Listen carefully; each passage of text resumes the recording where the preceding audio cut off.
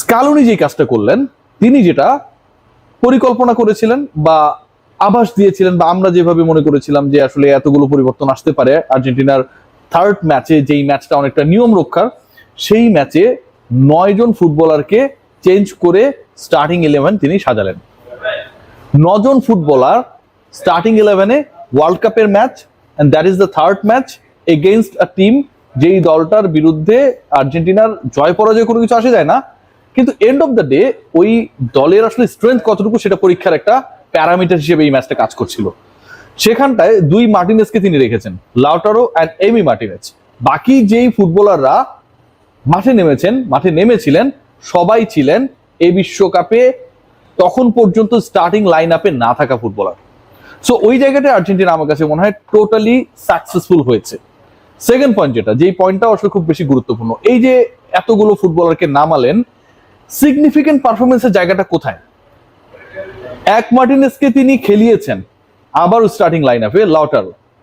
আর আরেকজনের ব্যাপারে খুব বেশি এক্সপেকটেশন ছিল যে তিনি কি করতে পারেন। তার বিশ্বকাপ ভাগ্য মানেই হচ্ছে সবসময় এমনটা হয় যে হয় দলে থাকেন অথবা দলে থাকার জন্য ইনজুরিতে পড়েন, এবং শেষ পর্যন্ত তার গত 3 বিশ্বকাপে কোনো ম্যাচ খেলা হয় নাই।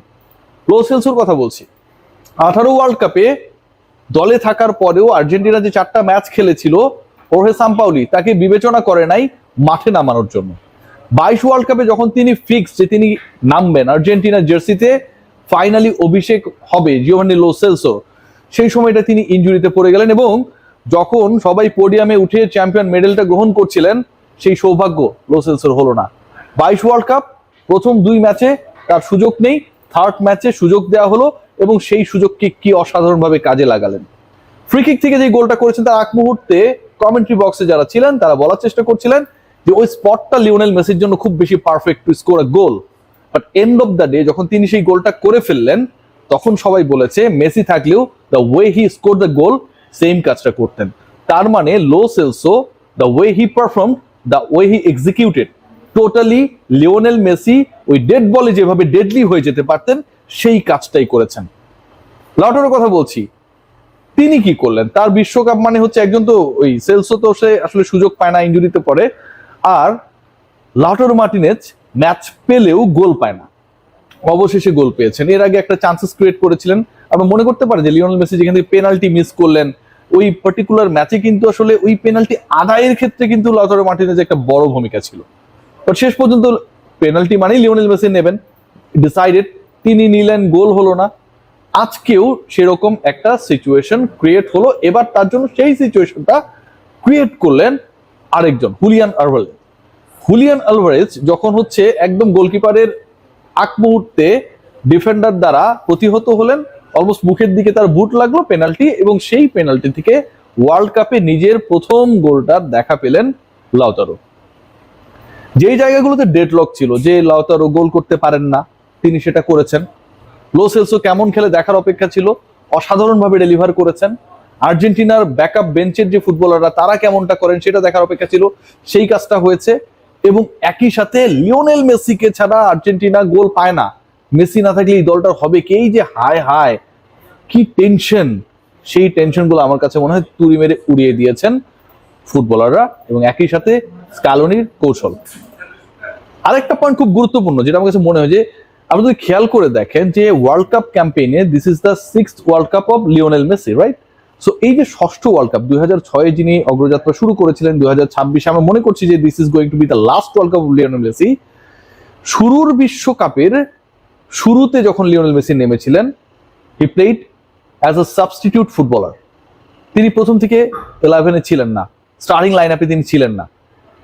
সার্বিয়ার বিপক্ষে ওই ম্যাচটায় লিওনেল মেসি গোল পেলেন। তার পরবর্তী সময়ে 2010, 14, 18, 22 যতগুলো ওয়ার্ল্ড কাপ হয়েছে, লিওনেল মেসি আলটিমেটলি দলে ছিলেন, শুধু না স্টার্টিং লাইন আপ থেকেই আসলে লিওনেল মেসির ওই প্রতিপক্ষের বিপক্ষে নামাটা হয়েছিল, except the last match they played against Jordan. এই ম্যাচেও লিওনেল মেসি অবশেষে 2006 সার্বিয়ার ম্যাচের পরে আবারও সাবস্টিটিউট হলেন, এবং এই ম্যাচেও লিওনেল মেসি ওই ম্যাচে যেই কাজটা করেছিলেন সেই কাজটা করলেন, সাবস্টিটিউট হিসেবে গোল করলেন। যেভাবে গোলটা করেছেন, আমি আমার আগের আলোচনায় বলেছি যে অ্যাজ ইফ লিওনেল মেসি গোল পোস্টের পাশে গিয়েছিলেন, গোলবারে গোলকিপার যেখানে দাঁড়িয়েছিলেন তার সাথে গিয়ে গল্প করেছেন, বলেছেন আসলে তুমি কোন দিক থেকে দেখতে পাও না, তোমার ব্লাইন্ড স্পটটা কোন জায়গায়। এবং গোলকিপার বলেছে যে তুমি যদি ওই দিক দিয়ে বল মারো এটা আমি দেখতে পাবো না, আটকানোর চেষ্টাও করবো না। Something seems like this. কিছু কিছু দলের সমর্থকরা মনে করতে পারেন যে তিনি আসলে ব্ল্যাক ম্যাজিক করে তার সাথে কথাবার্তা বলে যে ভাই তোমাকে আমি 2 মিলিয়ন দিব, তুমি আমার এই গোলটা আটকায় না, এরকম কিছু একটা করেছেন। Not like that, Lionel Messi is magical. তো যিনি ম্যাজিক করতে পারেন, দেখাতে জানেন, ম্যাজিশিয়ান, তার জন্য আসলে এরকম ব্যাপারগুলো প্রয়োজন পড়ে না। লিওনেল মেসি যেই অ্যাঙ্গেল থেকে বলটা মেরেছেন, আমার কাছে মনে হয় যে পুরো ভিউটা যদি একজন দেখার চেষ্টা করেন, পুরো স্টিল পিকচারটাকে যদি একটু জুম ইন করে দেখার চেষ্টা করেন, তাহলে বোঝা যায় যে আসলে how difficult to score that goal. তিনি সেটা করেছেন এবং লিওনেল মেসি এই গোল করার মাধ্যমে 5 থেকে 6 তার গোল সংখ্যা নিয়ে গেছেন। বিশ্বকাপের টানা 7 ম্যাচে গোল করার বিরল রেকর্ড করেছেন। এবারের বিশ্বকাপে তার 6টা গোলের পাশাপাশি টোটাল ওয়ার্ল্ড কাপ গোলের সংখ্যাকে 19-এ নিয়ে গেছেন। এবং একই সাথে লিওনেল মেসি যে কোনো সময় যে আসলে যে কোনো দলের জন্য তার দলের হয়ে ডেডলি হয়ে যেতে পারেন সেটা দেখিয়েছেন। এই মেসি আজকে দৌড়ায়নি, হেঁটে বেরিয়েছে, খুব বেশি বলের কন্ট্রোল করে নাই, রিল্যাক্স মুডে ছিল, প্রতিপক্ষের উপর চড়াও হয় নাই, অ্যাটাকে খুব বেশি যায় নাই, তারপরও কি বিউটিফুল, তাই না? সো লিওনেল মেসিরা হচ্ছে ঐশ্বরিয়া রায়ের মতো, সব বয়সী এরা যেন দারুণ সুন্দর। আমার কাছে মনে হয়েছে যে আজকে অনেকটা এই তুলনা করা যেতেই পারে। যারা আসলে ঐশ্বরিয়া এবং লিওনেল মেসিকে দেখেছেন, মুভি এবং খেলাকে যদি মেলানোর চেষ্টা করেন, আমার কাছে মনে সুন্দরভাবে মিলবে। সো ওভারঅল যে ডিসকাশনটা করছি, এই ডিসকাশনের মধ্যে একটাই ক্ষেত, সেটা হচ্ছে নিকোলাস ওটামেন্দি। তার যে পারফরমেন্স, এটা আমার কাছে আপ টু দ্য মার্ক মনে হয় নাই। ম্যান মার্কিং এর ক্ষেত্রে তিনি নির্বুদ্ধিতার পরিচয় দিয়েছেন এবং একটা গোল যে খেয়েছে আর্জেন্টিনা, এটা আমার কাছে মনে হয় যে মানে যেই দলটা এই সুপার খেলা খেলছে, 3 ম্যাচেই জয় পেয়েছে, প্রতিপক্ষকে দাবিয়ে রেখেছে, দমিয়ে রেখেছে, 8 গোল দিয়েছে, 6টা লিওনেল মেসি করেছে, সেই দল জর্ডানের বিপক্ষে একটা গোল রিসিভ করেছে, এটা চাঁদে কলঙ্কের মতো। এবং এই কলঙ্কের তিলকটা আসলে ওখানটায় এটে দিয়েছেন নিকোলাস ওটামেন্ডি। তার মানে রক্ষণ নিয়ে ঝামেলা রয়েছে, এই রক্ষণের ঝামেলাটা আর্জেন্টিনাকে মিট আপ করতে হবে। সামনে কিন্তু যে ম্যাচেস গুলো হবে, ডু অর ডাই, করো না হয় মরো। যদি না পারে, যদি কোনো কারণে পা হরকায়, তাহলে কিন্তু সব শেষ। ওয়ান অফ ম্যাচে জয় পেতেই হবে। সবাই ভালো থাকবেন। Take care.